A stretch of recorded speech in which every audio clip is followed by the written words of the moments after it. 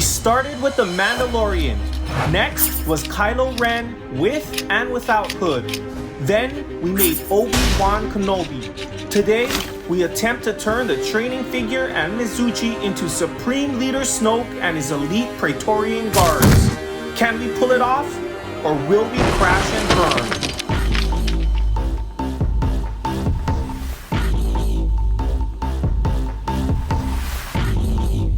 I bought this Snoke figure on eBay, and although it's way bigger than an Akedo, his head is a little too small and it just doesn't look right on an Akedo warrior.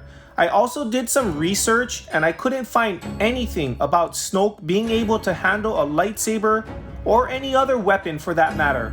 So it seems like he was destined to be our training figure. And here are the two elite Praetorian guards I also bought on eBay. Each one has a different style helmet and they both came with cool shoulder pads that I'm gonna try to put on our figure. This is the bag of weapons they came with, and I have no idea how to put it together, but it doesn't matter because I'm not planning on using it. Let's go get the figures we'll be using for this customization.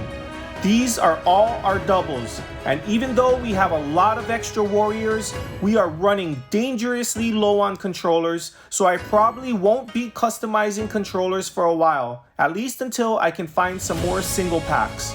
So we'll turn Mizuchi into the Praetorian guards, and we'll make Snoke into a training figure. It's hard to believe, but this will be our first custom training figure, but definitely not our last. The results exceeded all my expectations, and it's honestly so much fun to hit.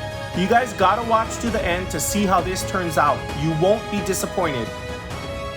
Mizuchi's weapon really looks like something you'd see an elite Praetorian guard using, so I'm gonna remove these very delicately because I just might end up using them.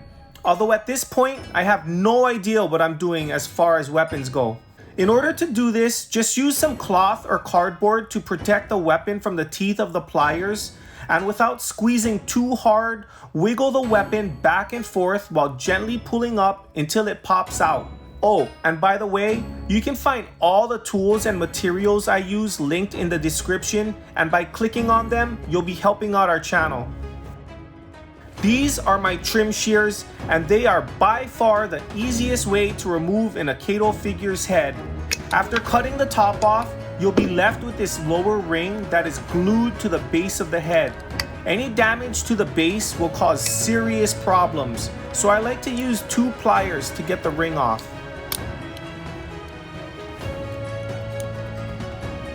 Now we need to make the hole in the bottom of our Lego head a little bigger so that it will slip nicely onto our Akedo figure.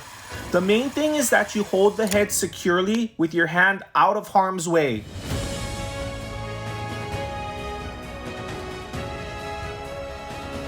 These 2 heads are ready to go. Check these guys out. Which one is your favorite? I kind of like the one with the visor, but you know what? I like them both. If you guys like them so far, make sure you hit that like button. They're looking really good at this point, but they'll look a lot better with their shoulder pads on. I'll just cut them off, then glue them on. Once they're all dry, I'm gonna grind down these sleeves using my cordless Dremel. And now we are ready for paint. The airbrush makes this process so fast and easy, and the results are unbeatable. We're using acrylic paints, so we first have to put down a coat of white primer. I'll leave them out in the sun for a couple hours, then spray them with red.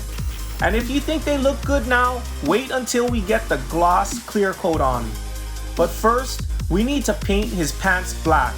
Make sure you have some fine tip paintbrushes for this part because it'll make the job a lot easier. If you have a steady hand, that helps too.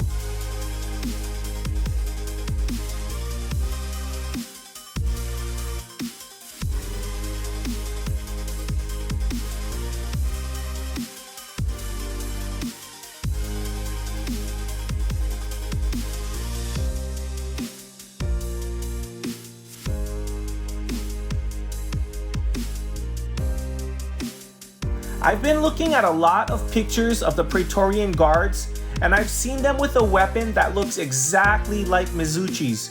but some of them have a blade that is way bigger. So I'm gonna combine these two weapons and hopefully it will not only look good, but also strike good. The first thing I wanna do is sand some of this tip off because it's a little too sharp for me. Next, we'll cut both weapons exactly where we want to join them.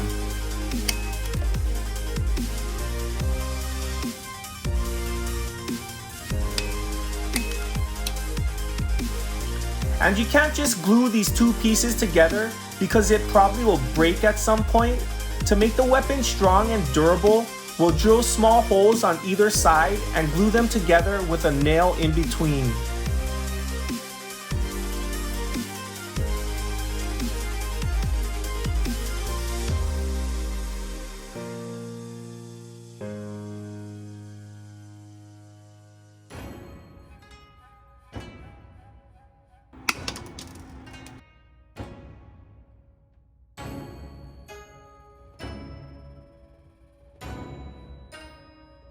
Oh yeah, that looks good.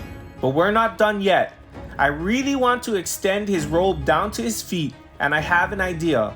I'm gonna use this card holder to mimic his robe flaps. It takes a while to get the fit right, but once I get this first one, I can use it as a template to make the rest.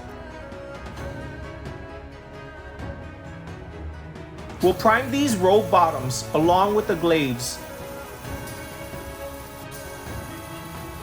Then paint the robes red while painting the glaives steel.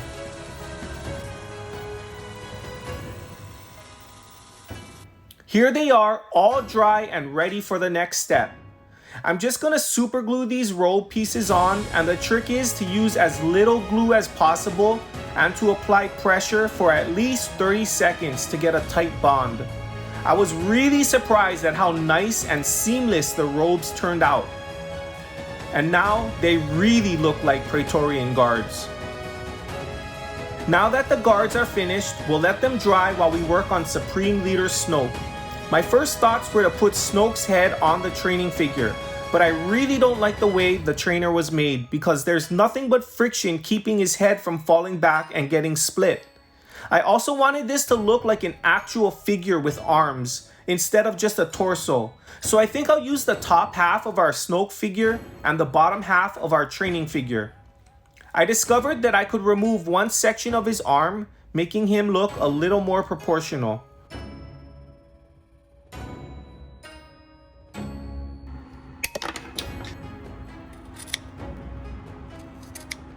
Instead of having our new trainer split, I'm just gonna make his head removable. In order to accomplish this, I'm going to use these tiny magnets. I had bought these in hopes of being able to use them for a project, and today is the day.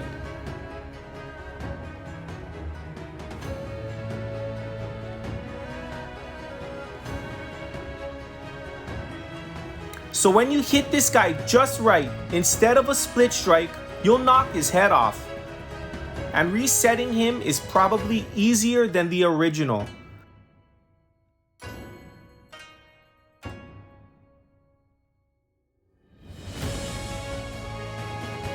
I really didn't want to destroy our one and only training figure for just his suction cup, but I didn't have time to go out and look for one.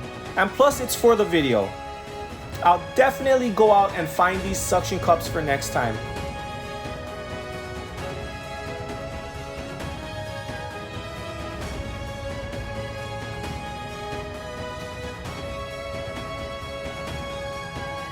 We honestly got super lucky with this figure because when I bought it, I was just planning on using his head, but we were actually able to use most of him, including his collar, robe, and belt. He turned out so awesome and he is so much fun. Even if you don't knock his head off, it'll twist it around in some really funny positions.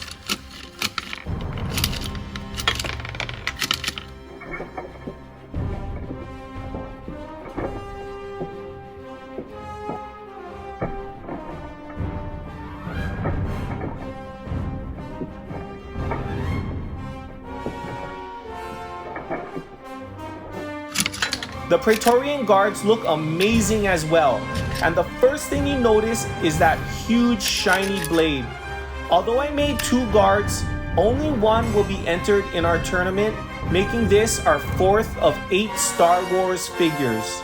Unfortunately, we ran out of time and I wasn't able to test the guards out, but I decided that we'll be giving one away as part of our mega Christmas giveaway, and I'll even let the winner choose which one they want. Make sure you let us know in the comments which Star Wars figure you want us to make. After we complete all 8 figures, we'll have a Star Wars themed Akedo tournament. I think it's gonna be awesome. So make sure you guys stick around for that. And if you haven't already, hit that subscribe button and turn on notifications so you don't miss any of the action.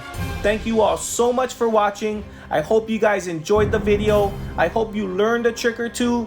And I hope you got inspired to go out and make your own customs. Thank you, and we'll see you in the next video.